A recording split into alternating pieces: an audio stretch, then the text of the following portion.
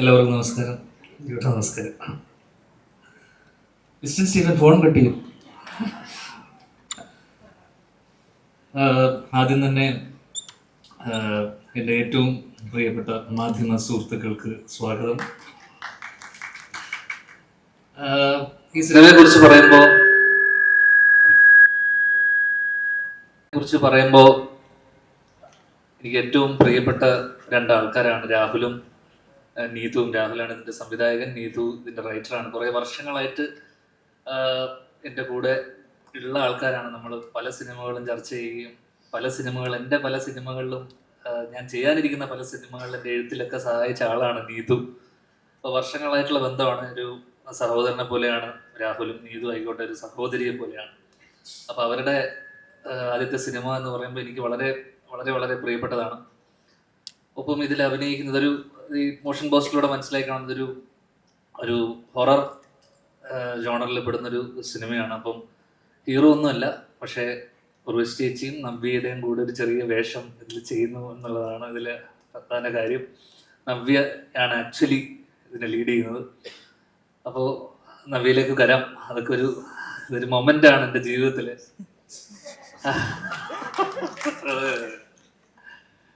അപ്പോൾ ഇത് ഗഫൂർക്ക ഇതിൻ്റെ പ്രൊഡ്യൂസറാണ്. കോ പ്രൊഡ്യൂസേഴ്സ് ആയിട്ടുള്ള ആൾക്കാർ. ഇവരൊക്കെ വർഷങ്ങളായിട്ടുള്ള ബന്ധവും പരിചയമാണ്. അപ്പോൾ എന്തായാലും കാസ്റ്റിൽ ഉൾപ്പെടുന്ന ആൾക്കാരൊക്കെ ബാക്കി നവ്യ കഴിഞ്ഞ് കഴിഞ്ഞാൽ ഉർവശി ചേച്ചി, റോണി ചേട്ടൻ, ഇവിടെ എത്തിച്ചേരാൻ പറ്റാത്ത സിദ്ധാർത്ഥ് വരദൻ, മധുചേട്ടൻ, വിഷ്ണു, അങ്ങനെ വളരെ മിസ് ചെയ്തു പോയോ? ഇല്ല, ഇത്രയും ആൾക്കാർ. അത്യാവശ്യം തിരക്കില്ലാത്തൊരു കാസ്റ്റും ക്രൂ ആണ്. ടെക്നീഷ്യന്മാരൊക്കെ എനിക്ക് പരിചയം കുറച്ച് പേര്. ക്യാമറമാനൊക്കെ ചെന്നൈയിൽ നിന്നല്ലേ. അപ്പോൾ മ്യൂസിക് അരുൺ ഇല്ലേ? അരുൺ ആണ് ഇതിൻ്റെ മ്യൂസിക്.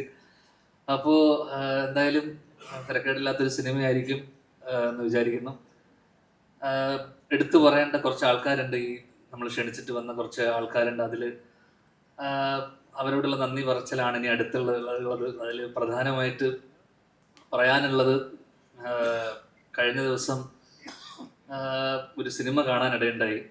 ആ സിനിമയിൽ എനിക്ക് പരിചയമില്ലാത്തതും എനിക്കറിയാത്തതുമായിട്ടുള്ള പല കാര്യങ്ങളും ആ സിനിമയിലൂടെ പഠിക്കാൻ പറ്റി, അറിയാൻ പറ്റി. എൻ്റെ ദുഃഖത്തിലും സന്തോഷത്തിലൊക്കെ പങ്കുചേർന്ന വർഷങ്ങളായിട്ട് കൂടെയുള്ള ഒരാളാണ്. ആ സിനിമ സ്പാ. അതിൻ്റെ അഭിനയിച്ച ആള് മേജർ രവി. പോയോ? എന്നോട് നിർബന്ധിച്ച് കാണാൻ പറഞ്ഞതാണ് കുടുംബത്തോടൊപ്പം. ഞാൻ കുടുംബത്തോടൊപ്പം ഇരുന്ന് ആ പടം കണ്ടു തുടങ്ങി. പിന്നെ നിർബന്ധിച്ചു. ഞാൻ കണ്ടു. അറിയാത്തതും അറിയാൻ പാടില്ലാത്ത പല കാര്യങ്ങളും അതിൽ അറിയാനുണ്ടായിരുന്നു, മനസ്സിലാക്കി. അതിൽ എനിക്ക് കണ്ടതിൽ അടുത്ത കാലത്ത് കഴിഞ്ഞൊരു 10 വർഷത്തിൽ ഏറ്റവും മാസ് ഒരു ഇൻട്രോ അല്ലെങ്കിൽ എൻട്രി ഞാൻ കണ്ടതിൽ. തിയേറ്ററിലായിരുന്നു ഞാൻ ചിലപ്പോൾ ഇറങ്ങി എഴുന്നേറ്റ് കൈയടിച്ചു പോയത്. ഇവിടെ മൈനേഴ്സിന് ഇതില്ല എന്ന് പറയുമ്പോൾ ഒരു വെടി ശബ്ദത്തോടുകൂടി മേജർ അങ്കിളിന്റെ ഒരു എൻട്രി ഉണ്ടായിരുന്നു. അത് ഗംഭീരം എന്നല്ലാതെ എനിക്ക് അതിനപ്പുറം ഇല്ല. നിർബന്ധിച്ച് കാണിപ്പിച്ചുകൊണ്ട് ഞാനിത് പറഞ്ഞേ പറ്റൂ. Thank you for coming. അടുത്തതായിട്ട് പടം കണ്ടല്ലേ? പടം കണ്ടു. ഒരു ഹാപ്പി സന്തോഷമുണ്ട് അവിടെ. ഹാപ്പി എൻഡിങ്, ഒരു സന്തോഷം. പടം കണ്ടു. സ്റ്റീഫൻ പടം കണ്ടു. അടുത്തതായിട്ട് എടുത്തു പറയേണ്ട ഒരാള്, 2019 ഞാനും അജുവും വിശാഖും കൂടെ നിർമ്മിച്ച സിനിമ, ഞാൻ ഡയറക്റ്റ് ചെയ്ത ലവ് ആക്ഷൻ ഡ്രാമ ഇറങ്ങൂലോ എന്നുള്ളൊരു അവസ്ഥ ഉണ്ടായിരുന്നു.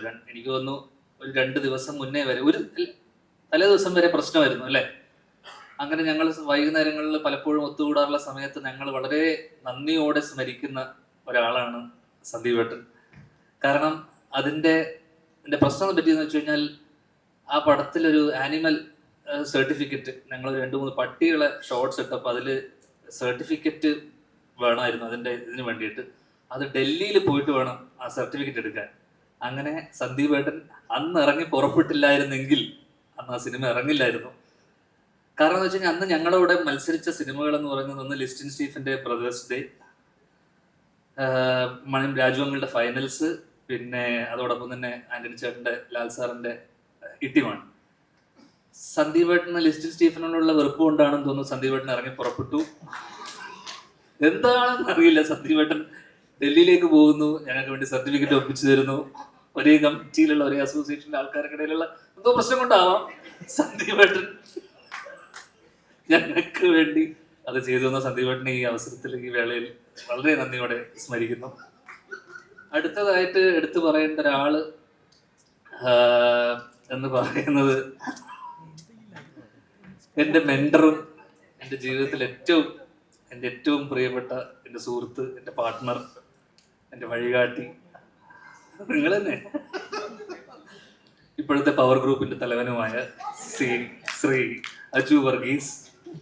ഒരുപാട് കാര്യങ്ങൾ പറയണം. അതിൽ പ്രധാനമായിട്ടുള്ള കാര്യം, ഞാൻ കഴിഞ്ഞ ഒരു 2 മാസം പിന്നെ ഈയിടെയായിട്ട് സിനിമ കുറച്ച് കുറയ്ക്കുകയും സ്റ്റേജ് ഷോയിലാണ് ഫോക്കസ് ചെയ്യുന്നത്. സ്റ്റേജ് ഷോ, പരസ്യം, അങ്ങനെയുള്ള പരിപാടികൾ. അങ്ങനെ സ്റ്റേജ് ഷോയിൽ വേണ്ടിയിട്ട് ഞാൻ ഓസ്ട്രേലിയയിൽ ഇരിക്കെ എനിക്കൊരു ഫോൺ കോൾ വരുന്നു. അതിനിടക്ക് തന്നെ എന്നെ വിളിച്ചിട്ട് ഇങ്ങനെ കുറച്ച് കാര്യങ്ങൾ പറയാറുണ്ടായിരുന്നു. അപ്പോൾ എന്നോട് പറഞ്ഞു വിജയ്, തമിഴ്നാടൻ വിജയ് CM ആയപ്പോൾ ഞാൻ തീരുമാനിച്ചു അടുത്തൊരു 15 വർഷത്തിലേക്ക് CM ആവാം എന്നുള്ളൊരു തീരുമാനം എടുത്തിരിക്കുകയാണ്. എന്നെ അജു വിളിച്ച് പറയുന്നത്, നീ ആദ്യം CM ആവണ്ട, അതിനു മുന്നേ ഇതൊക്കെ പറഞ്ഞതല്ലേ, നീ CM ആവണ്ട, അതിനു മുന്നേ അതിൻ്റെ ഒരു ബേബി സ്റ്റെപ്പ് എന്നുള്ള രീതിയിൽ ആദ്യം അമ്മയുടെ പ്രസിഡന്റ് ആവാം നമുക്ക്. ഏത് അമ്മയുടെ പ്രസിഡന്റ് ആയതിനു ശേഷം നമുക്ക് 15 വർഷത്തിനുള്ളിൽ നമുക്ക് ചാരിറ്റി ഒക്കെ ചെയ്യണം, ആൾക്കാരെ പറ്റിക്കാൻ കണ്ണിൽ പൊടിയാൻ ചാരിറ്റി ഒക്കെ ചെയ്ത് വിജയ് ചെയ്ത പോലെ. എന്നിട്ട് നമുക്ക് പതിയെ CM ആവാം. ആദ്യം അമ്മയുടെ പ്രസിഡന്റ് ആയതിനു ശേഷം CM ആവാം. ഓസ്ട്രേലിയ ഇരിക്കുന്നു.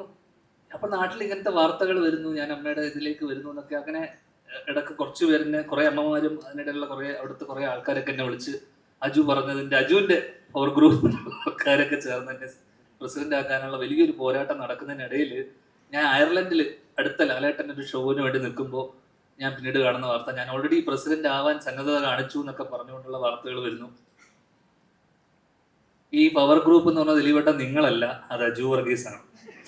നിങ്ങൾ ഈ പവർ ഗ്രൂപ്പ് അവിടെ ഇരുന്നു, അത് അജു വർഗീസ് ആണെന്നുള്ളത് മനസ്സിലാക്കുക. റോണി ചേട്ടൻ ഇവിടുത്തെ എക്സിക്യൂട്ടീവ് ബിനാമി, നിങ്ങളുടെ ബിനാമിയാണ്. റോണി ചേട്ടൻ ഇപ്പോഴും ഒരു S എന്നുള്ളൊരു ഷർട്ട് ഇട്ടിട്ടാണ് വന്നത്. അത് സൂപ്പർമാൻ അല്ല, അത് ശ്വേത ചേച്ചിയാണ്. ശ്വേത ചേച്ചി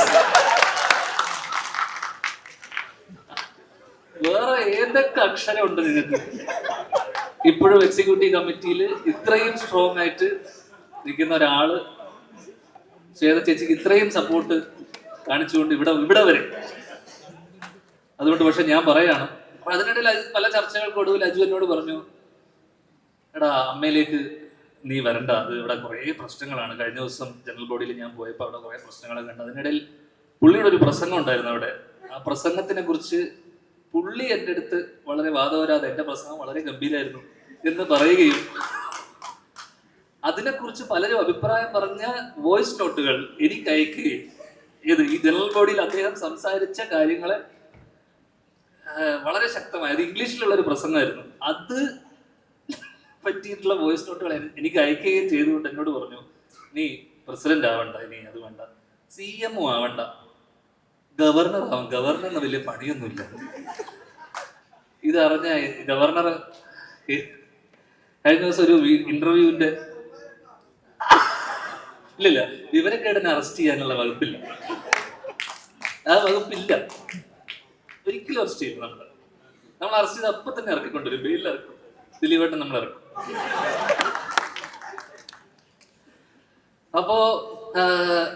അപ്പൊ ഞാനിപ്പോ ഇവിടെ പറയാൻ വിചാരിച്ച സാധനം എന്ന് വെച്ചാൽ, ഒരിക്കലും അതിനിടയിൽ എൻ്റെ അമ്മ എന്നോട് പറഞ്ഞു, മോനെ നീ അമ്മയുടെ പ്രസിഡന്റ് ആവാൻ പോകുവാണെന്ന് കേട്ടു മോനെ, അത് ഒരിക്കലും പാടില്ല, അച്ഛൻ ഒരിക്കലും ആവാതെ കാരണം നമ്മൾ സ്ട്രെയിറ്റ് ഫോർവേഡ് ആയിട്ടുള്ള ആൾക്കാർക്ക് അച്ഛനെ പോലുള്ള ആൾക്കാർ, എന്നെ പോലുള്ള ആൾക്കാർക്ക് അത് പറ്റില്ല. നമ്മൾ ചില കാര്യങ്ങൾ കണ്ണടക്കേണ്ടി വരും. എനിക്കത് മനസ്സിലായില്ല. പക്ഷെ CM ആയി എവിടെയോ ഒതുങ്ങിക്കൂടാനിരുന്ന് ആഗ്രഹിച്ച എന്നെ അമ്മയുടെ പ്രസിഡന്റ് ആക്കി തീരൂ എന്നടങ്ങിയ വാശിയുള്ള എൻ്റെ മെന്ററിനെ ഈ വേദിയിലേക്ക് ഞാൻ വീണ്ടും സ്വാഗതം ചെയ്യുന്നു. അതോടൊപ്പം തന്നെ ഒരിക്കലും ആവാൻ പാടില്ലാത്ത, ഞാൻ ആഗ്രഹിക്കാത്ത അമ്മയുടെ പ്രസിഡന്റ് സ്ഥാനം ഞാൻ ഇവിടെ രാജിവെച്ചു. ഇനി ചിലപ്പോൾ തിരിച്ചു വന്നാലും വരും.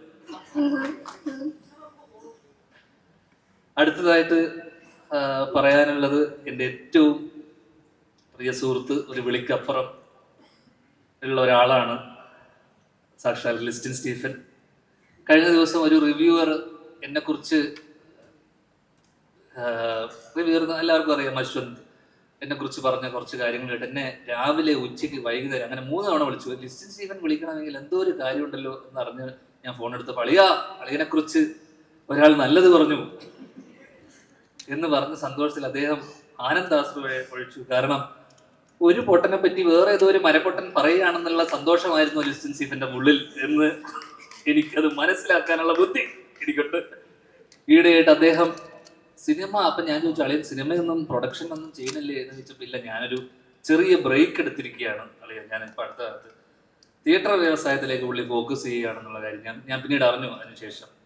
പക്ഷെ എനിക്ക് പറയാനുള്ള കാര്യം അത് വലിയൊരു മണ്ടത്തരമാണെന്ന് എനിക്ക് തോന്നുന്നു. കാരണം എല്ലാ വർഷവും ഇപ്പം സിനിമയുടെ എണ്ണം കുറഞ്ഞു, എല്ലാ വർഷവും 5ഉം 10ഉം സിനിമ എഴുതുന്ന ലിസ്റ്റിൻ സ്റ്റീഫന്റെ സിനിമകളാണ് അദ്ദേഹത്തിന്റെ തിയേറ്ററിൽ തന്നെ ഓടിച്ച് കളിച്ചുകൊണ്ടിരുന്നത്.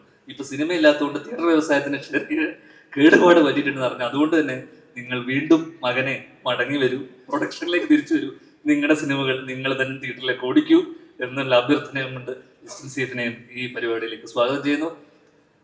അടുത്തതായിട്ട് last but the not the least എന്ന് പറഞ്ഞ പോലെ 2 പേരുണ്ട്. ഇല്ല 2 പേരെ കുറിച്ച് പറഞ്ഞേ പറ്റുള്ളൂ എന്ന് ദിലീപേട്ടനും നവ്യയും. അതില് പ്രധാനമായിട്ടും ദിലീപേട്ടൻ ഒന്നുമില്ല,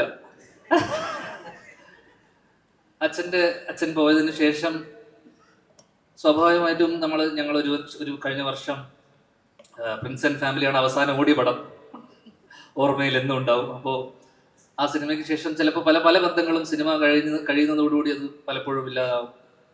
ആ സിനിമ കഴിഞ്ഞതിന് ശേഷം എനിക്ക് വന്ന് കഴിഞ്ഞ ഒരു വർഷത്തിനിടയിൽ അച്ഛൻ പോയതിനു ശേഷം ആയിക്കോട്ടെ പലരും വിളിക്കാറുണ്ട്, പലരും ചിലർ കാണണമെന്ന് പറയാറുണ്ട്. പക്ഷേ എല്ലാ മാസത്തിലും അല്ലെങ്കിൽ 2 ആഴ്ച കൂടുമ്പോൾ ദിലീപേട്ടൻ്റെ ഒരു ഫോൺ വിളി ഉണ്ടാവും. എല്ലാം ഓക്കെ അല്ലേ, ഇതല്ലേ എന്ന് പറഞ്ഞൊരു ഫോൺ വിളി ഉണ്ടാവും. അതിനിടയിൽ അടുത്ത കാലത്ത് എനിക്ക് തോന്നുന്നു അന്ന് പോയി അച്ഛൻ്റെ മരണസമയത്ത് വന്ന പലരും തന്നെ പിന്നീട് വീട്ടിലേക്ക് വരികയോ അല്ലെങ്കിൽ കാണാൻ വരികയോ ഒന്നും ഉണ്ടായിട്ടില്ല. അതിൽ എപ്പോഴും വിളിച്ച് അമ്മ ഓക്കെ അല്ലേ അല്ലെങ്കിൽ നീ ഓക്കെ അല്ലേ എന്ന് വിളിച്ച് ചോദിക്കുന്ന ഒരാളാണ്. അതിലിപ്പോൾ അടുത്ത് എനിക്ക് തോന്നുന്നു കഴിഞ്ഞ 2 ആഴ്ച മുന്നേ വിളിച്ചിട്ട് പറഞ്ഞു ഞാൻ അങ്ങോട്ട് വരുന്നുണ്ട് എന്നിട്ട് എന്നെ 3-4 തവണ വിളിച്ചു. ഞാൻ ഫോൺ എടുത്തില്ല.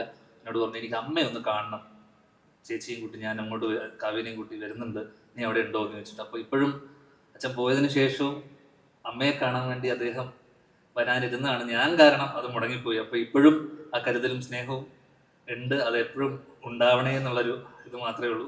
ഒരുപാട് സന്തോഷം. ഇങ്ങോട്ട് ഞാൻ വിളിച്ചപ്പോൾ, ഞാൻ ഇന്നലെയാണ് വിളിച്ചതിന് ഒരുപാട് വിളിച്ചപ്പോൾ തന്നെ ഓടി വന്നതിന് ഒരുപാട് സന്തോഷവും നന്ദി അറിയിച്ചു കൊടുക്കുന്നു. ലാസ്റ്റ് വീണ്ടും നവ്യയിലേക്ക് പറയുമ്പോൾ ദൈവം ചില ആഗ്രഹങ്ങൾ അവസാനത്തേക്ക് ചിലപ്പോൾ മാറ്റിവെക്കുന്നു പറഞ്ഞ പോലെ നവ്യ എനിക്ക് തോന്നുന്നു ഞാൻ ഏതോ എൻ്റെ ഇന്റർവ്യൂ ജീവിതം തുടങ്ങിയ കാലം മുഴുവൻ തുടങ്ങുന്നത് ആ ഒരു ഇതിലാണ്, നവ്യയോടുള്ള ഇഷ്ടം പറഞ്ഞുകൊണ്ട്. അങ്ങനെ എനിക്ക് തോന്നുന്നു അതിനുശേഷം നവ്യ കല്യാണം കഴിച്ചു. നവ്യക്ക് ഇപ്പോൾ കല്യാണം കഴിക്കാനുള്ള മകനായി എന്നിട്ടാണ് ഞങ്ങൾ അവസാനം ഒരുമിക്കുന്നത്.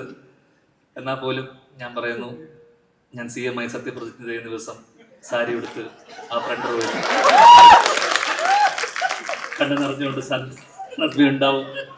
അമ്മയുടെ പ്രസിഡന്റ് ആവുമ്പോഴല്ല, CM അമ്മ വന്നാൽ മതി. കണ്ണു നനച്ചുകൊണ്ട് നവ്യ ഉണ്ടാവും എന്നുള്ള എല്ലാ പ്രതീക്ഷയോടെ ഞാൻ നിർത്തുന്നു. നന്ദി, നമസ്കാരം.